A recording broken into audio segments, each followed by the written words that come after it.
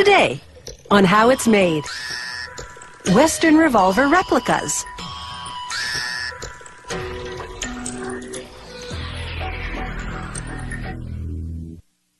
In the American Wild West, the gun ruled, and that gun was usually a 6-shooter revolver.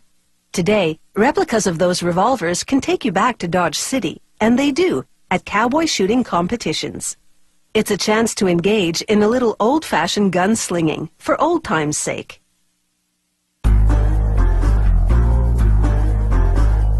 With its 6-shot cylinder and innovative cocking mechanism, the 1873 Colt was carried by the likes of Jesse James. They start these authentic replicas by shaping and machining the gun's frame.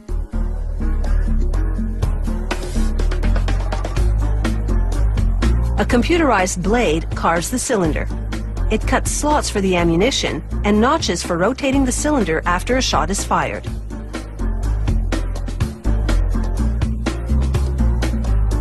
A technician files down rough edges so the parts will fit together perfectly.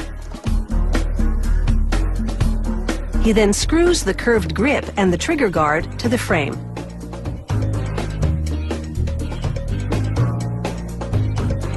He assembles the wooden grip casing to the metal back strap and attaches them to the grip. Once he confirms it's a good fit, he removes the casing and writes the gun's serial number inside. He stamps a matching number onto the grip and polishes it and the gun's frame to a glossy finish.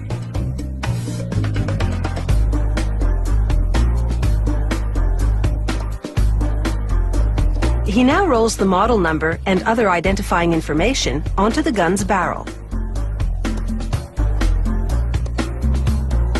To add a bit of flourish, an artist engraves designs copying the artwork of an original Colt.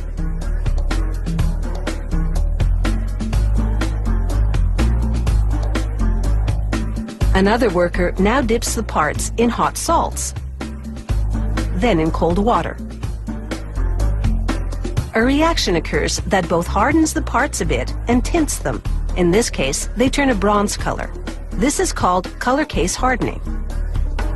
The grip and trigger guard have been removed from the gun frame for color casing.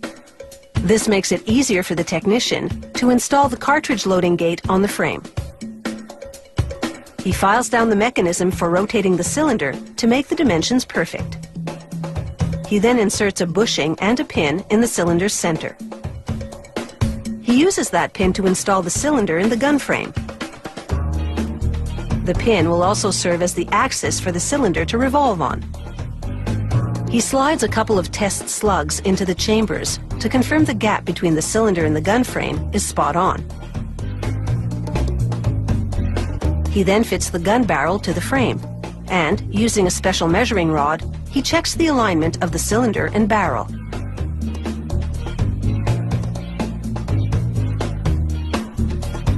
He tightens the barrel to the gun frame using a stick as a lever.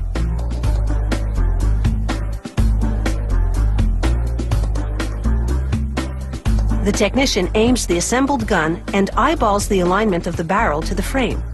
Once he's certain the configuration is right on target, he installs the gun's hammer and trigger.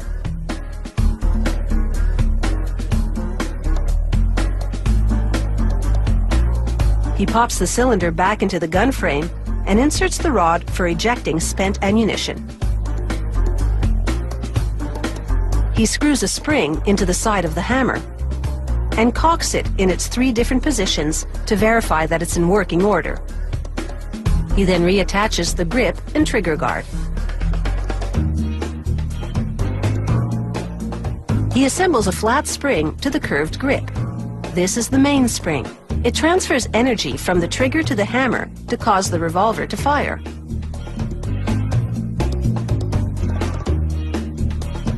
Then it's over to a government testing facility called the Proof House. Behind bulletproof glass, special equipment fires ammunition at 3 times the usual operating pressure. If the gun can handle this, it's deemed safe to operate. After a few more parts have been color cased, this revolver replica is ready for its target market. And that would be history buffs, who are interested in a real blast from the past.